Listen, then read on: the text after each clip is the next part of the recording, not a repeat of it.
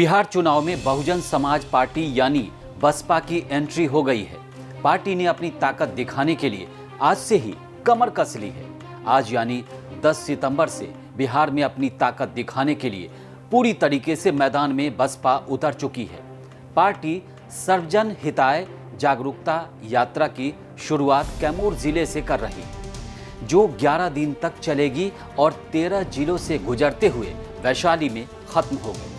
इस यात्रा का नेतृत्व बसपा के राष्ट्रीय समन्वयक आकाश आनंद, जिनकी हाल ही में बसपा में फिर से एंट्री हुई है और उनके ससुर की भी एंट्री हुई है, और सांसद रामजी गौतम करेंगे। पार्टी का दावा है कि ये केवल शक्ति प्रदर्शन नहीं बल्कि जनता की वास्तविक समस्याओं को उठाने और अधिकार दिलाने का प्रयास है। बसपा ने अपने संदेश में साफ किया है कि बाबा साहेब अंबेडकर के सामाजिक न्याय और संवैधानिक मूल्यों को हर जिले तक पहुंचाना इसका मुख्य उद्देश्य है। मायावती पहले ही घोषणा कर चुकी हैं कि पार्टी बिहार चुनाव में किसी दल से गठबंधन नहीं करेगी। बसपा सभी 243 विधानसभा सीटों पर अपना उम्मीदवार उतारेगी। पार्टी का नारा है, जिसकी जितनी जनसंख्या उसकी उतनी हिस्सेदारी। इसके जरिए दलित, ओबीसी और मुस्लिम वोट बैंक को साधने की कोशिश की जा रही है। हालांकि अब तक बिहार की राजनीति में बसपा की मौजूदगी सीमित रही है। 2000 के चुनाव में पार्टी को 5 सीटें मिली थी। 2005 में ये घटकर 2 रह गई। 2009 के उपचुनाव में बसपा को केवल 1 सीट मिली थी। 2015 में खाता तक नहीं खुला और 2020 में केवल चैनपुर विधानसभा सीट जीत पाई।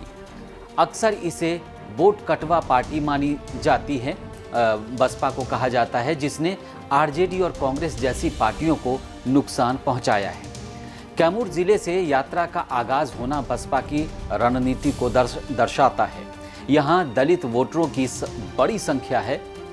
जिले की 4 विधानसभा सीटों रामगढ़, मोहनिया, भभुआ और चैनपुर पर अलग अलग जातीय समीकरण हावी हैं। रामगढ़ की बात करें तो राजपूत मतदाता निर्णायक हैं, जबकि मोहनिया में रविदास समुदाय का मजबूत प्रभाव है।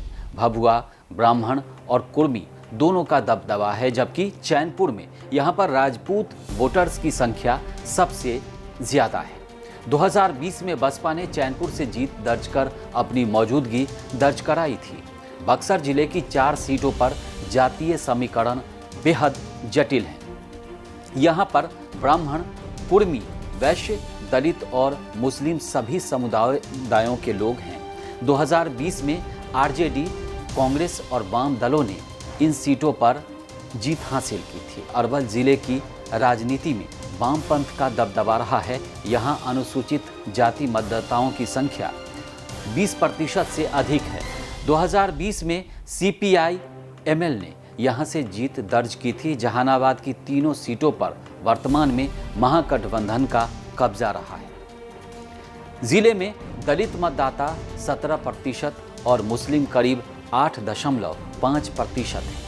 छपरा जिले में बीजेपी और आरजेडी के बीच सीधी टक्कर देखने को मिलती है। यहाँ 6 सीटें हैं। हिंदू आबादी 81% है, जबकि मुस्लिम करीब 18% है। अनुसूचित जाति वोटर भी 11% से ज़्यादा है। सीवान को आरजेडी का परंपरागत गढ़ माना जाता है। शहाबुद्दीन के प्रभाव ने यहाँ मुस्लिम यादव समीकरण को मजबूत बनाया है। फिलहाल जिले की प्रमुख सीटों पर आरजेडी का दबदबा है। गोपालगंज जिले में 6 सीटें हैं और यहाँ महिलाओं ने भी कई बार चुनावी सफलता पाई है। जातीय समीकरणों में यादव, ब्राह्मण और दलित समुदाय की बड़ी भूमिका है। मोतिहारी विधानसभा सीट को बीजेपी का गढ़ माना जाता है। यहाँ प्रमोद कुमार लगातार 4 बार से विधायक हैं। ब्राह्मण, ठाकुर और कुर्मी वोटर्स यहाँ निर्णायक स्थिति में है। मुजफ्फरपुर की बात करें तो साल 2020 का चुनाव बड़ा उलटफेर लेकर आया, जब कांग्रेस के विजेंद्र चौधरी ने बीजेपी के सुरेश शर्मा को हरा दिया। यहाँ वैश्य समुदाय का वोट ठीक ठाक और प्रभावशाली माना जाता है। उसके बाद भूमिहार सबसे ज़्यादा है। भूमिहार ब्राह्मण, वहाँ पर काफ़ी दबदबा है उनका। यात्रा का समापन जो है जो मायावती की पार्टी बसपा यात्रा निकाल रही है उसका समापन वैशाली में होगा। जिले की 8 सीटों पर 2020 में बीजेपी, आरजेडी और कांग्रेस ने बराबरी से हिस्सेदारी हासिल की। यहाँ भी जातीय समीकरण ही नतीजे तय करते हैं। बसपा की ये यात्रा बिहार में उसे नए सिरे से पहचान दिलाने का प्रयास है। हालांकि चुनौती काफ़ी बड़ी है, क्योंकि राज्य में आरजेडी एनडीए का गहरा प्रभाव है। दलित, ओबीसी और मुस्लिम वोटों पर पहले से ही कई दलों की पकड़ है। ऐसे में ये देखना दिलचस्प होगा कि बसपा का ये शक्ति प्रदर्शन महज प्रतीकात्मक रह जाएगा या फिर बिहार की सियासत में उसके लिए नई जमीन तैयार करेगा। इस वीडियो में फिलहाल इतना ही। देश और दुनिया की ताज़ा तरीन खबरों के लिए देखते रहिए भारत एक्सप्रेस डिजिटल। नमस्कार।